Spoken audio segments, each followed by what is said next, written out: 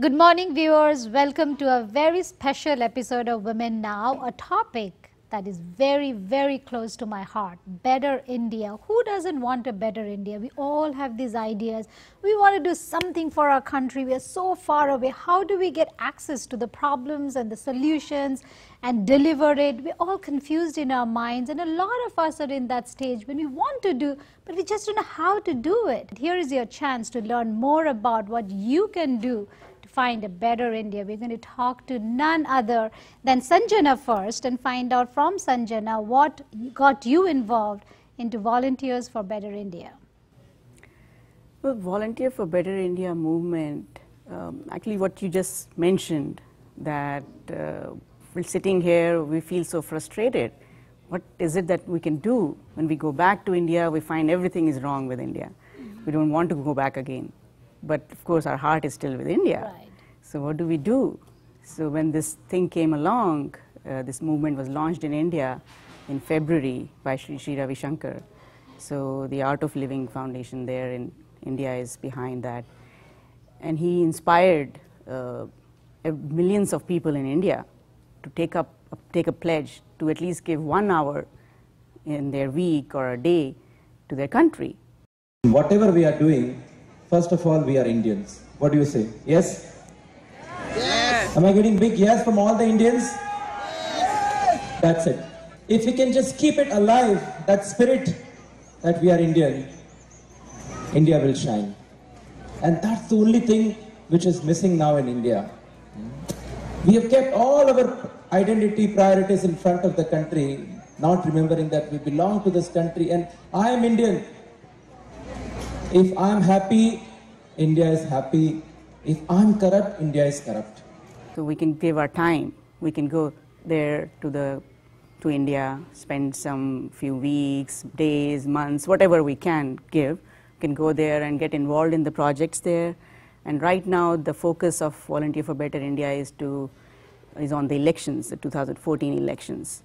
So we are sending volunteers all over the country, in different districts, different villages, to go and talk to people, educate them about their rights, make them to at least go and exercise their right to vote, so that they come out, vote, and also help them in finding the best candidate. Well, that makes me ask you a question. Are you trying to solve more social issues or political issues, or what is your core problem that you're trying to solve? It's all of them, actually. You know, the situation has become so bad right now, at least that's how I feel, that we can't just tackle one problem and ignore the other problem. So social problems and political problems, everything is linked. You know, it has to come from the bottom up and the top down. People of the country, they have to take charge of their own lives. Now tell me, how are you going about scouting for people here in the Bay Area? So we're not scouting as such. We're just, creating the awareness. So Darshak Hathi, who is the chief architect of Volunteer for Better India movement in India, he is visiting the US these days and he's in the Bay Area right now. So he is going around meeting people. So we're creating that awareness. So, and just anybody and everybody can just come and join. Right. They can just go to the website, join, and in whatever way they can help, they can help. If they have some talent, if they are a doctor, suppose, and they can go out, help and do some medical camps if they want. If they are lawyers, they can again go and do something.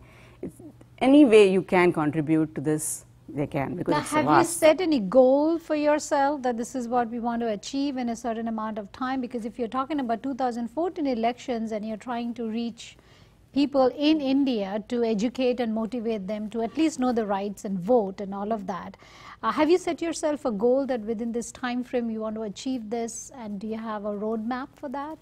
Yes, we do have. Of course, we want to get as many members as possible, and from now till say about April or even November, I think we would say we should get at least 20,000 people enrolled.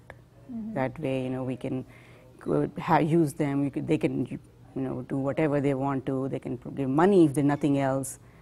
A lot of ways they Now, can, everybody can specifically, are you contribute. sending people to India also, or it is all done remotely from here? It's up to the people. Okay. It's totally up to the volunteers, whatever they want to do.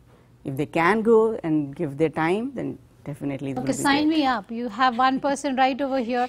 I'd love to go and visit remote villages and tell them what they want, they should be doing, and what they're not doing, and just not in the political arena. But there are a lot of things that I think they need more leaders and guidance as to what they could finally achieve. I think a lot of problem in India comes from the fact that people kind of give up. I mean, they succumb, they get used to it. They are more about, okay, this is my life and this is how it should be.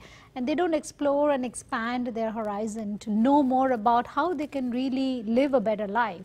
So my interest would be to really go to some places and educate people in knowing more about how life could be different for them. Exactly, that's what our goal is, not just, educate them, but also have them find leaders in them, make them the leaders there. Correct. So there is actually even a school for good governance which has been started, and so leaders are going to be educated on how to become better governors. Right. So better administrators. Right.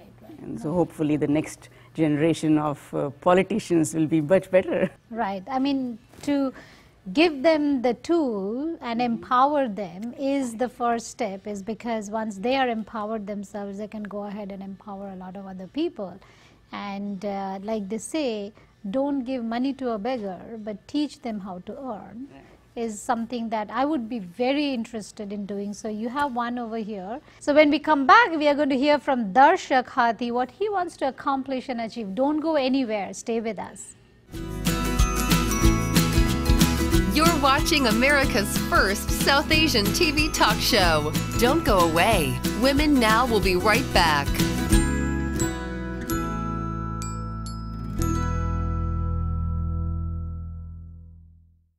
Well, we heard from Sanjana why she joined, and now we have the pleasure to talk to the man behind this, the architect behind Rebuilding India. Welcome to Women Now. Welcome to our show.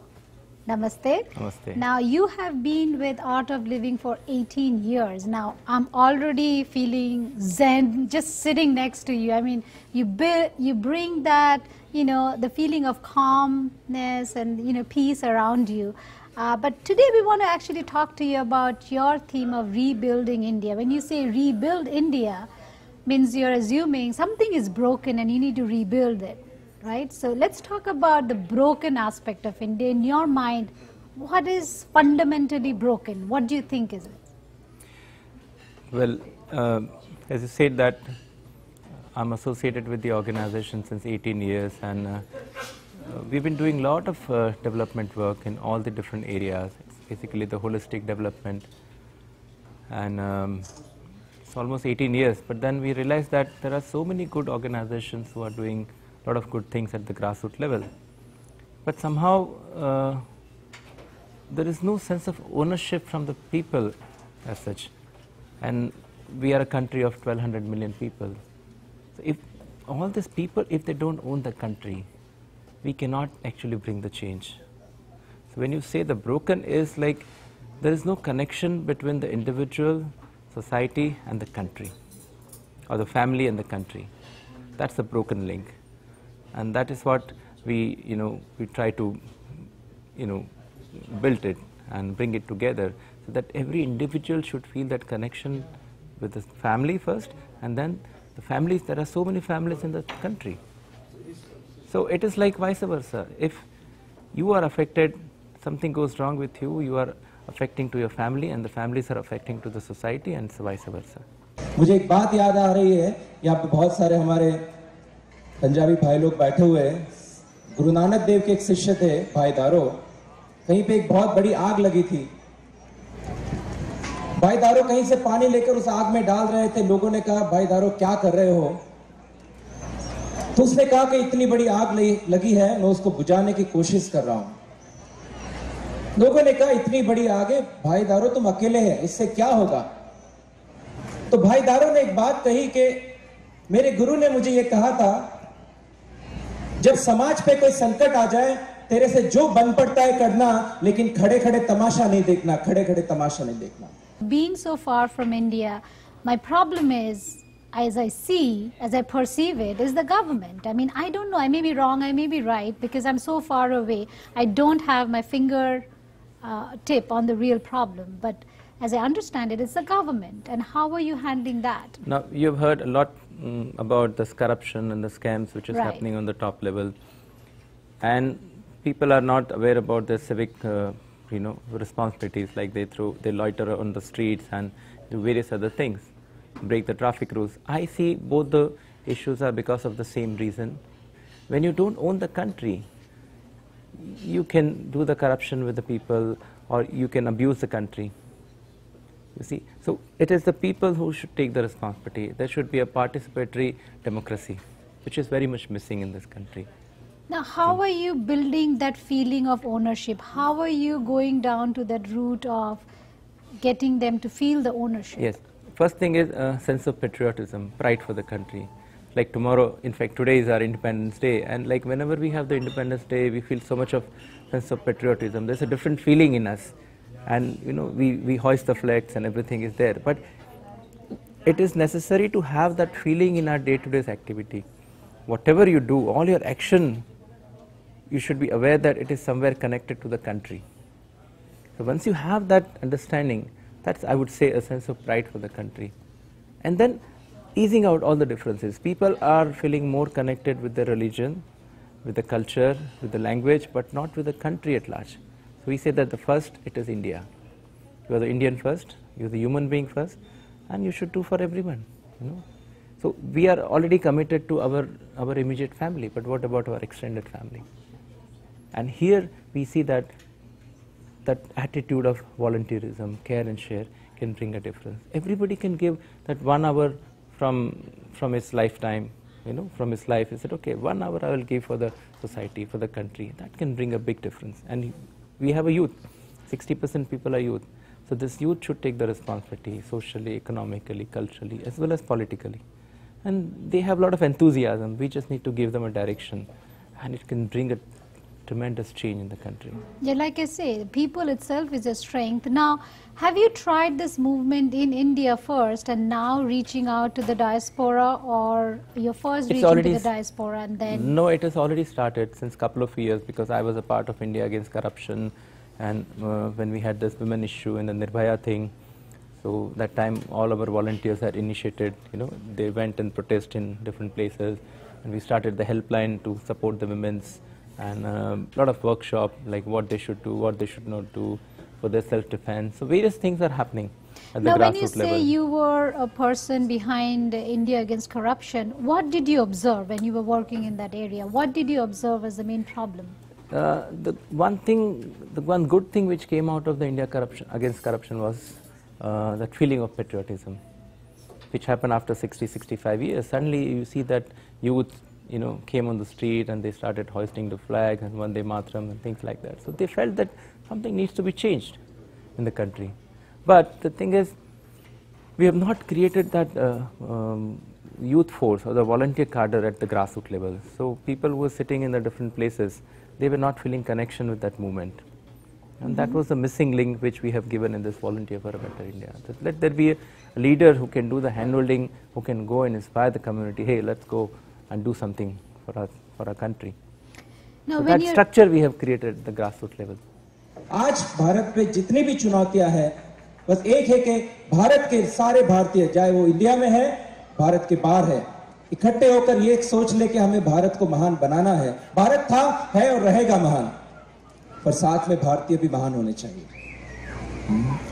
बस ये जज्बा लेकर आज मैं पिछले 2 महीने से यहाँ पे सभी भारतीयों से करीब 25 से ज्यादा शहरों में जा रहा हूँ, लोगों से मिल रहा हूँ, कह रहा हूँ कि आओ हम सब मिलकर एक ऐसा सुंदर भारत बनाए. हम कहते हैं कि सपनों की राह पर खुशियों के दीप जलाएंगे, हर चेहरा मुस्कुराता होगा, ऐसा हिंदुस्तान बनाएंगे, ऐसा हिंदुस्तान बनाते. और ये आज ही हो सकता है.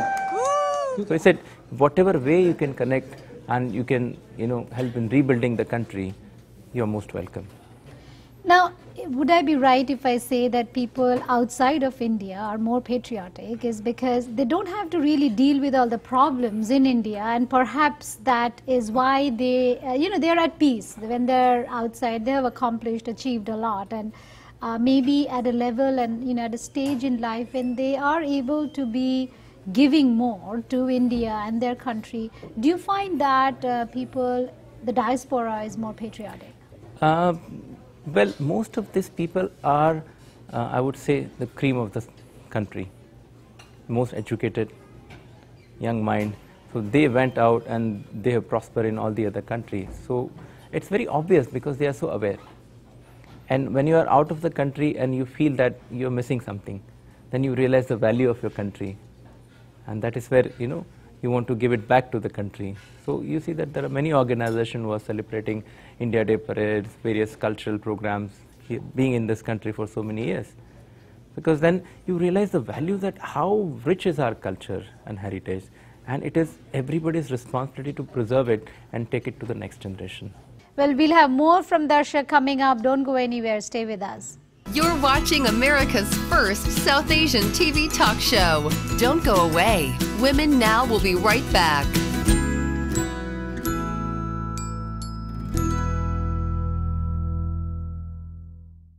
I feel very proud to be an Indian, and if I Yes. have 1,000 lives, I want to be born in India Absolutely. all 1,000 times and do what I'm doing exactly. But obviously a lot of worry about where the country is going comes to my mind. Now, people like me, how are you connecting with them and how are you bringing them back, or having them get the sense of that they can really do something?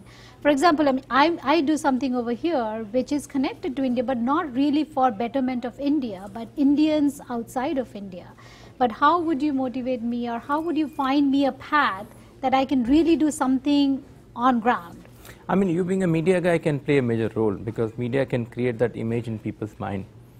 And most of these issues that we see in India, it's not just the Indian issue, it's also the international issues.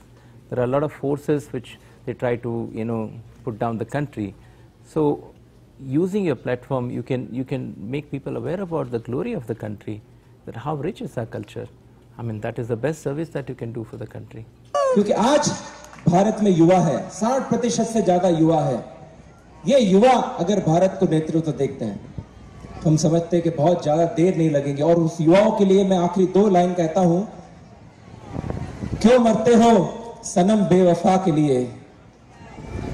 क्यों मरते हो बेवफा सनम के लिए? 2 गज जमीन न मिलेगी तुम्हें दफन के लिए. मरना है तो मरो देश वतन के लिए, कि हसीना भी दुपट्टा फाड़ देगी तुम्हारे कफन के लिए. हसीना भी दुपट्टा फाड़ देगी तुम्हारे कफन के लिए. People should become aware, because most of them are not voting also, because they don't see the alternatives. So we are encouraging people to go and vote first. Whichever party you want to vote, doesn't matter, but when you increase the voting percentage, it makes a big difference. So go and vote is the first thing. Creating the awareness that what are the issues that we have in the country, on what basis you are going to vote. You aware about the corruption and the terrorism and Naxalism which is going on in the country. Unemployment is so high. So even after 65 years, if we have this scenario, then something should be changed in the country. And then in the long run, we need to create a lot of leaders, because in India we have more than 700,000 villages, and you need good leaders in every village who understand the ecology, the mindset of the people and their need, and then they can just support them to create a better society. Now, so there's a long term and a short term. Well, our show is Women Now, and not because of anything else, but we feel that women need special attention. True. And particularly in India, although we want to feel we are all empowered and we are equal and all of that, but in the true sense, they need a lot more support from the community, government, and reforms and all of that back home in India. How are you tackling women's issues? I still hear that out of 100 women that pass school, only maybe 12 go to college. There's a huge gap. How are you handling that? And to go to the basic level of killing, infanticide, and all of that. Are you able to handle any of that through your program? We have opened more than 300 schools where we are giving basic educations to, the girl child. And also we are doing a lot of awareness programs on the female feticides to protect the girl child. And so we give a lot of reference from our scriptures, and all the celebrities, they are giving statements. We are working with the different UN agencies and organizations, and since 10 years we are doing this, to save girl child project. And then we see that we need equal participation of women in administration and in the government. So we have started with the School of Good Governance. So today if you see that a woman is getting elected as a sarpanch, head of the village, but she doesn't know what to do. So she needs that education, she needs to develop that leadership quality. So the School of Good Governance is helping them to develop that quality. And we have wonderful administrators like Dr. APJ Abdul Kalam and TN Sessions who are connected with the schools and giving them that lessons in the administration. So we see that after 5 years, 10 years, then we'll have more women in the administration and in the government, which will bring a change. And we see that women by nature are more sensitive, less corrupt, and they can bring a big good to difference. hear that from a man, and thank you so much. Yeah. I think if you tackle or have more women in power, Sure. definitely the world will be a different place, and India will be too. Yeah. Thank you so much for joining us today. It was a pleasure talking to you, and I wish you great luck. And I told Sanjana I'm already signed up. Wonderful. So I'm coming. I'm sure our viewers would I love invite to all your find viewers out. also to be a part of it. Sure, viewers would love to check out your website, overseasforvolunteers.org. Yeah. Overseas Volunteer for betterindia.com. Well, I hope you learned something about how you can help India as I did, and I'm sure we motivated you to at least find out more about this movement. Visit the website overseasbvi.org.